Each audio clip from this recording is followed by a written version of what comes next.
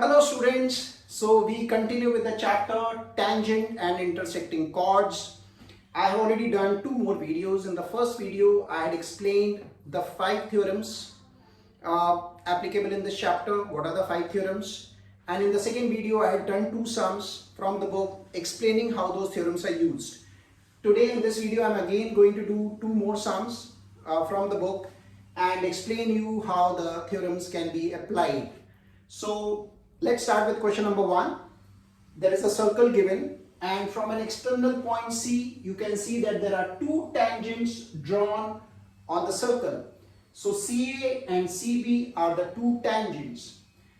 The information which is given here is that angle ACO makes an angle 30 degree, and what we have to find is these 3 angles. The first one is angle BOC, which means we have to find this angle. Now if you recall from the theorems, I had explained that in a circle, if from an external point we draw 2 tangents, there are 3 things which happen, which you will have to remember. What are the 3 things? Say this external point is P and the point of touch of the 2 tangents is A and B. So the first thing is PA is equal to PB always. From the external point, the tangents are equal. PA is equal to PB. What are the second and third things? If from the center I join the point P and also join the radius, okay, so then there are 2 more things which happen. One, that the tangent AP makes equal angle at the center, which means AP makes angle 1 and angle 2. AP makes angle 1, PB makes angle 2, and angle 1 is equal to angle 2, which simply means that the tangents make equal angle at the center.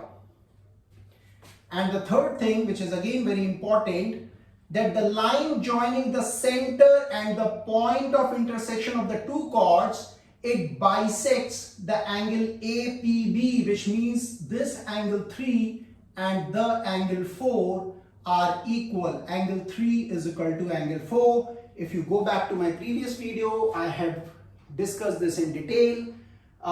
These are 2 congruent triangles, and then by the rule of congruency, we have proved that all these 3 things, can be proved. Okay, so now coming back to the question. So now angle BCO, this angle, by these 3 things we can easily determine that this angle is also 30 degree. Okay. Second, angle AOB, we have to find the total angle at the center. Alright. But before that, if you see in this triangle, I need to know this angle as well. Do we know this angle? We know this angle because in one of the theorems of the chapter circle, we know that the radius falls perpendicular on the tangent, which means this angle is 90 degree, and similarly this angle is also 90 degree. Alright, now coming back to this triangle, we know 2 angles, 90, 30. Do we know this angle? 90 plus 30, 120, 180 minus 120, this angle is 60 degree. The sum of the 3 angles of a triangle is 180 degree. We know the 2 angles, so the third angle can easily be calculated. Similarly, in the triangle below, 90, 30, this angle will be 60. So what is the total angle at the center? 60 plus 60, 120 degree. So angle AOB is 120 degree. Angle BOC we just calculated 30 degree. Now the third part of the question is find angle APB, this angle. Okay. Now again applying the theorem. What is the theorem applicable here? In a circle, the minor arc, if it makes an angle at the center, it is 2 times of the angle made on the remaining arc. So if this angle is x, this angle at the center is 2x. So the angle made at the center is 2 times of the angle made on the remaining arc by the same minor arc. these two lines should coincide at the same minor arc. Very important. So if this angle at the center is 120 by this arc, then in the same arc, this angle APB on the remaining circumference will be half of this, which means this angle will be 60 degree, and so the third answer will be 60 degree. Hope this was easy to understand. Basic theorems of circle and tangents applied. Let's move to the next one. There is a circle and then there is a tangent CT on the circle. I can see three chords. Okay, CD is a chord, CA is a chord, and CB is a chord. What is given here is angle ACD is 40 degree and angle ABC is 100 degree. Okay. The first thing what we have to find is angle ABC, which means we have to find this angle. So which theorem is applicable here? Okay. If you go back in the chapter circle, if you make a cyclic quadrilateral, right? If you recall, the opposite angles in a cyclic quadrilateral, which means if this is angle 1, this is angle 3, then angle 1 plus angle 3 is 180 degree. I hope you remember this theorem. In a cyclic quadrilateral in a circle, what is a cyclic quadrilateral? That the vertices of the quadrilateral fall on the circle, hence it is called cyclic quadrilateral. The opposite angle sum is 180 degree. Let's come back to the question. ABCD is a quadrilateral. The vertex are falling on the circle, which means if this is angle 100, this angle will be 80 degree. The sum of the two opposite angles is 180 degree. So if this is 100, this is 80. All right. Now the second is find angle DCT, which means I have to find this angle. All right. Now to find this, we will use one more theorem. Let's understand a very important theorem. What does the theorem says?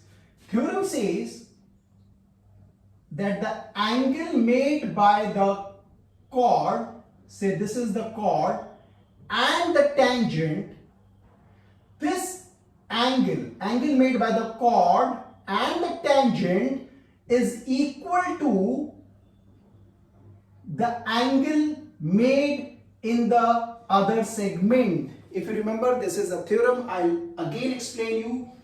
The angle made by this chord and the tangent, which means this angle, right, is equal to the angle made in the other segment. So we are talking about the angle in this segment, but we are talking about that this angle is equal to the angle made in the other segment. Then if this angle is 1, this angle is 3. So angle 1 is equal to angle 3. Theorem in the chapter tangent. Go back to the first video in this chapter and you will find that in detail.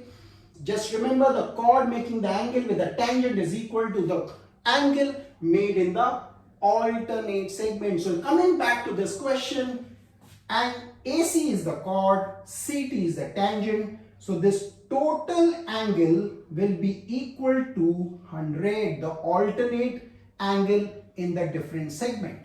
So this total angle made with the tangent will be equal to this angle, which means the total angle is 100. What is the remaining angle which we have to find? 100 minus 40, 60 degrees. So angle DCT will be 60 degree.